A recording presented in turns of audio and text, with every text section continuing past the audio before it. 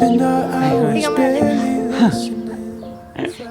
Ang tagal na kasi natin itong hinihintay. Parang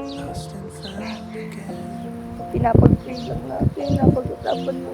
Hindi natin inasahan kasi yung relasyon na to, di ba? Parang imposible mo ako magustuhan kasi ang taas-taas ng tingin ko sa'yo, parang ang layo ko. Siguro kung magiging close tayo, parang kuya mo ako, parang nag-advise Kasi ka ako ayoko sa'yo. din sa seminarista. Kasi pati ang tingin ko magkapare ka talaga. No? Parang, I guess din, di man. Parang zero possibility na magkatuluyan tayo. Parang hanggang sa gano'n. nagkwentuhan na. Mm. Tapos sabi mo, mangako ka sa akin na yung sunod mong mamahalin. Siya na talaga yung last. Tapos nagganon-ganon Paano pa parang ginawa tayo. natin? Paano ginawa natin? Ganyan, nag-promise ako.